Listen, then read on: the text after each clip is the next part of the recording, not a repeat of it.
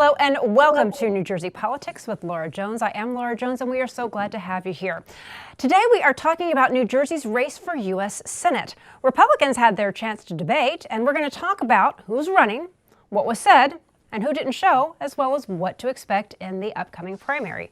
We are also talking about a recent federal court ruling that impacts the county lines on the Democratic side and the ramifications for this and future elections.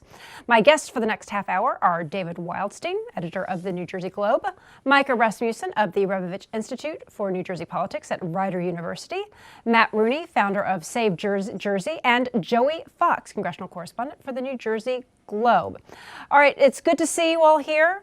First, we're going to talk about the Republicans running. We have Mendham Mayor Christine Serrano-Glasner and Curtis Bashaw, a real estate developer from South Jersey. Now, there was a debate we all worked on together that both candidates agreed to appear on, but Curtis Bashaw canceled at the last minute. Candidates, they canceled, this happens. But on the Republican side, when it comes to name recognition, people don't know who any of these candidates are, according to a lot of the polls. And this was an opportunity to talk to the voters, and Curtis Bashaw was a no-show. David Wildstein, I'm going to go to you first and your thoughts. Yeah, it was incredibly disappointing because one thing that whether you're a Democrat or Republican or a liberal or conservative, you have to agree is good for democracy is when candidates put themselves out there and they answer questions about what they believe in, how they would conduct themselves if they were in public office. And when a candidate ducks a debate, when he chickens out, when he comes up with an excuse that he doesn't want to do it, it's not good for the process. And it's been a long time since I've worked on campaigns, but I don't remember turning down free publicity. I don't remember turning down an opportunity to put myself, put a candidate out there and say, here's what I believe. And I'm puzzled, I'm baffled by his decision. Yeah, Micah, let me ask you, what did you think when this all unfolded? He canceled, was a no-show. He was given ample opportunities to come on and just decided, no, it's not in my best interest to come. Well, the first thing you say is, what is he trying to hide? What is it that he doesn't want out there?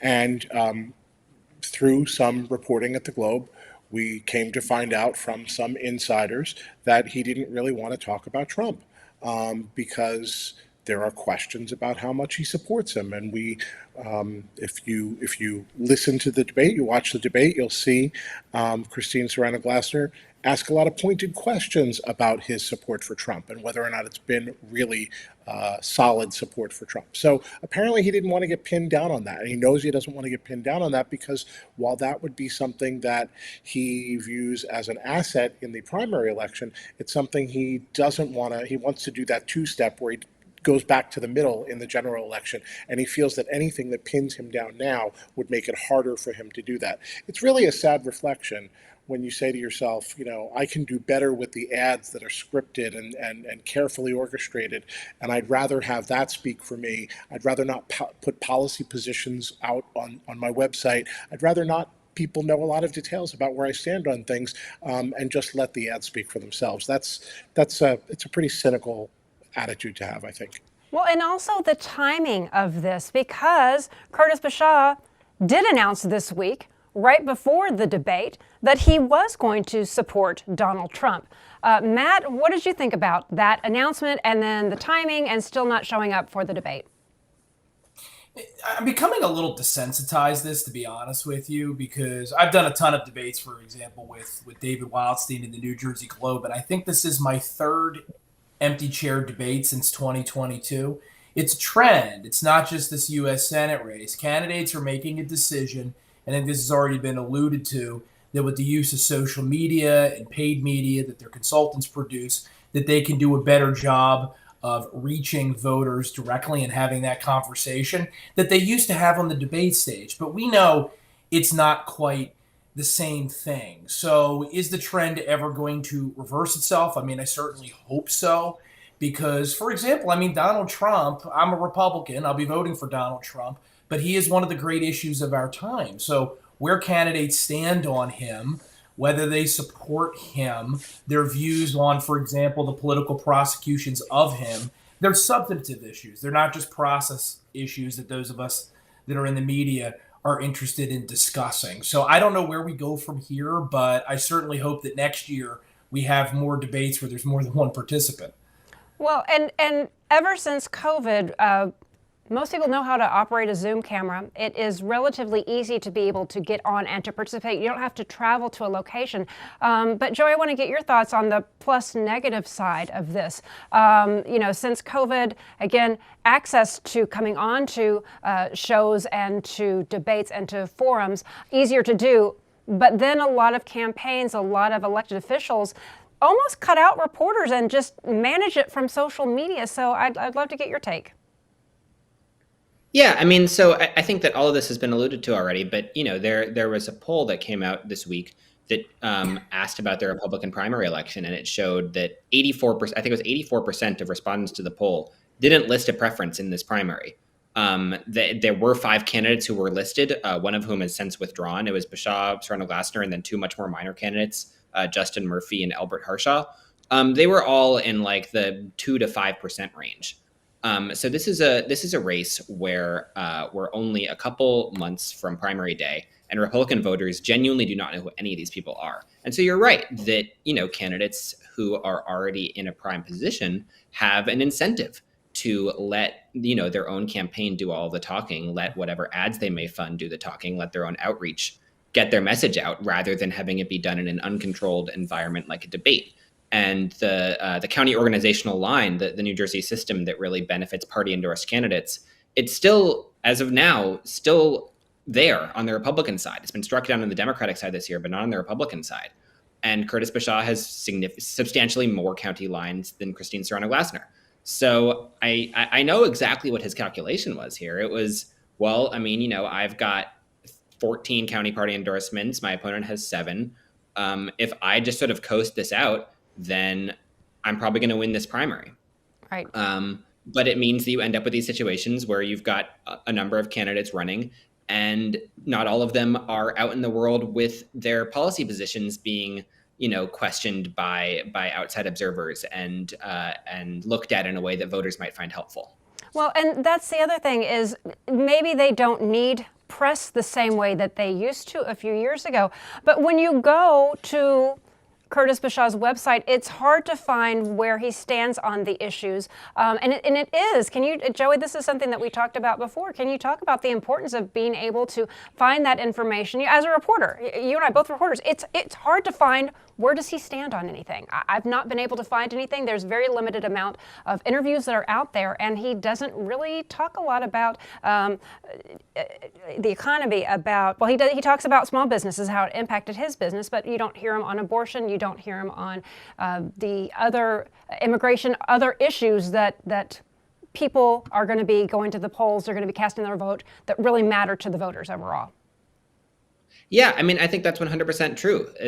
When you don't have systems in place where you can ask candidates questions that they're not, desperate to answer, that they don't think they have like the perfect answer for, then you end up with entire issues that just sort of get lost. And when you don't have an issues page on your website, then obviously how are you communicating your stances to the world? And I think one kind of underrated component of that as well is, Christine Serrano-Glassner did show up to the debate, and we asked her all kinds of questions about her positions. She would have been held more to account if she had an opponent there to challenge her on the answers and to provide contrast with her. We can ask her questions about the 2020 election or about Trump or about abortion or what have you. But ultimately, we can only go so far on making any one candidate give an honest answer and holding them accountable. To a certain extent, their opponents are the best people to do that. Right. Well, I want to also talk about, it's been 52 years since there was a Republican in the U.S. Senate in New Jersey. Matt Rooney, I'm going to go to you on this one. Is there a chance, because I believe I saw an article on your website on Save Jersey, is there a chance for the GOP in November? And if so, what does that look like? Yes, I mean, you got to keep in mind here, I'm an Eagles fan. I never thought I'd see an Eagles Super Bowl. And I finally got to see that not all that long ago. I wasn't alive the last time a Republican won a Senate race in New Jersey. It was before Watergate. I do think this year you have the conditions setting up where you could have that perfect storm. And it's candidly because there's a chance that the general election vote, we've been talking about the primary tonight for obvious reasons, but that general election vote may be divided. Bob Menendez, always one to stir the pot. He's the one who is helping bring down the line in New Jersey inadvertently.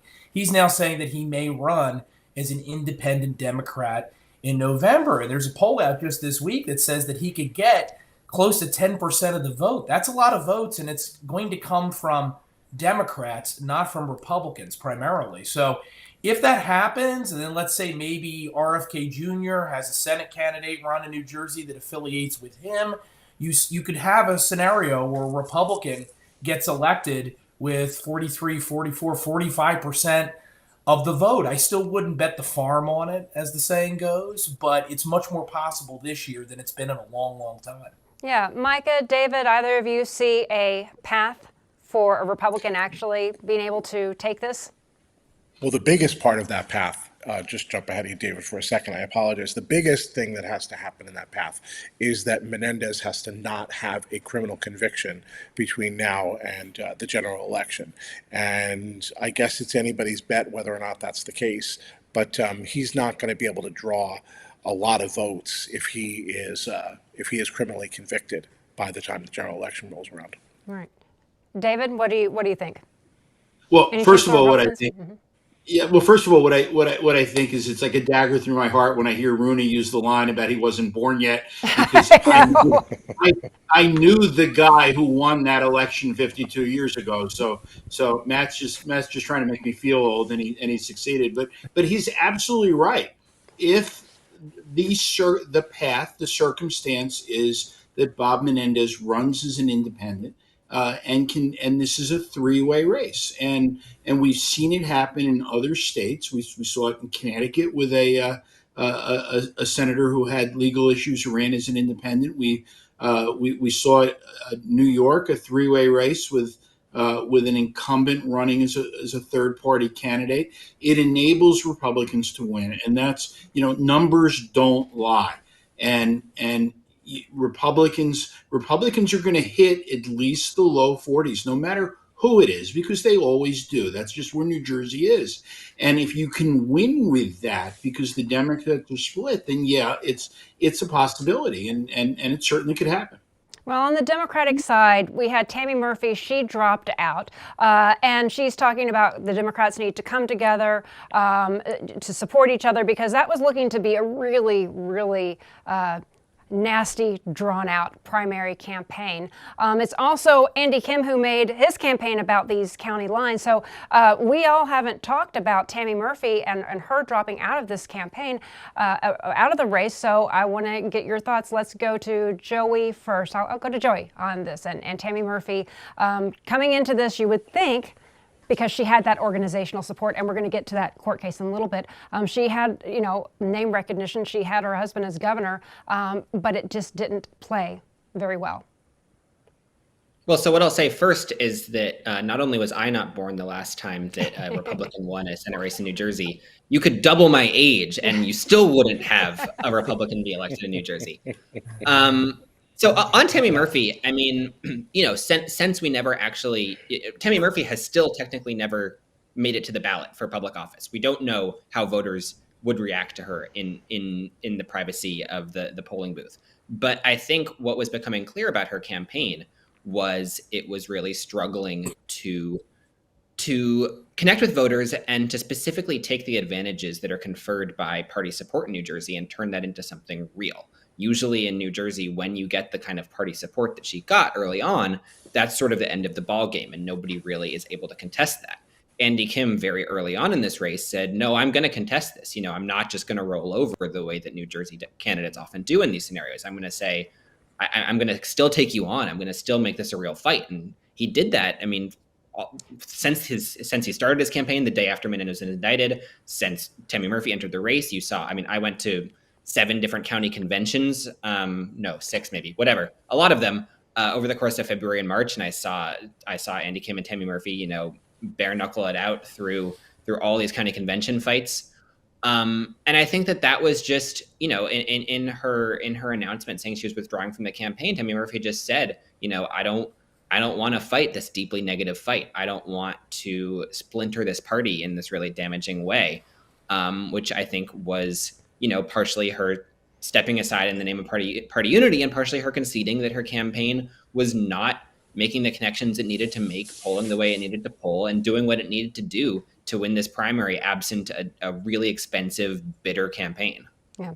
And so our audience understands when we talk about the county line, that line in New Jersey, it's a ballot design, and it gives a preferred placement to candidates endorsed by the county political parties. And the system has been criticized. It's been criticized for giving party bosses way too much influence over elections.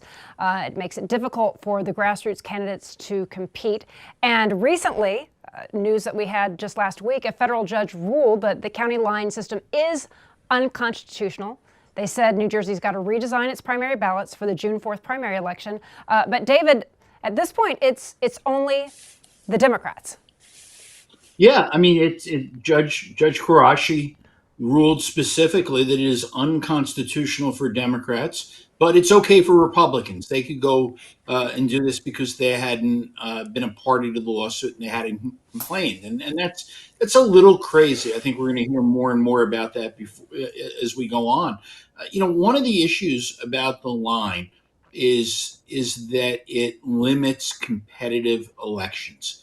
And on the Democratic side, we haven't had a real competitive statewide Democratic primary where two candidates were both had some of the lines in 16 years. So I think one of the frustrations from activists who have permanently changed New Jersey politics now is that people seem to just be afraid of taking an election to the voters and letting real voters decide who they want their nominee to be. And that, to me, is really what it's all about. If there's no lines going forward, and I'm not saying there should be or there shouldn't be, but if there aren't, then it's going to be easier for people to compete, especially at that local level, running for county office or municipal office. You might go to a system. I mean, heaven forbid that voters should make some of these decisions. And I think that's where it's headed. Right. Joey, you wanted to jump in here. Yeah, I mean, so I've got sort of a clarification that's going to make me sound like I want to go to law school, which I definitely do not. But I think it's an important point to make in terms of making sense of why this decision has played out the way it has. Judge Karashi has not declared the line to be unconstitutional.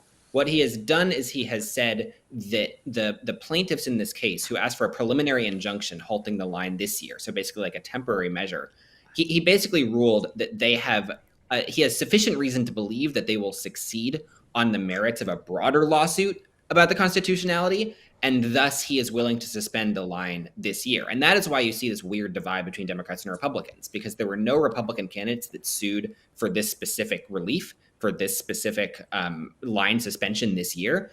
And so even though the arguments for both sides are the same, the judge sort of took a very legally literal definition of this and said, well, I can't provide relief to a party that hasn't asked for it. So that's just, I realize that it sounds very, very minor, but I think that is an important point to make in terms of, because the ruling looks very strange from the outside, but that's why, because this is officially only temporary, and there is a broader court case that's still ongoing about whether the line is in fact unconstitutional. Right. No, that was actually very helpful, because there are a lot of times from the outside you're observing and you're thinking, how in the world can this happen?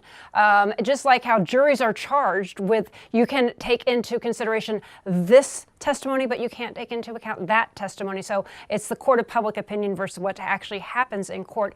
Micah, this really threw, would you say it threw the Republicans into a little bit more chaos as opposed to the Democrats, because they're not really sure what to happen, because we're going to be redrawing, instead of having the county lines, Democrats have to physically draw for each position, for each candidate, each town, each county. It's a lot. It's a lot, and I think I don't know if it threw one party more than another. Maybe it threw them differently a little bit.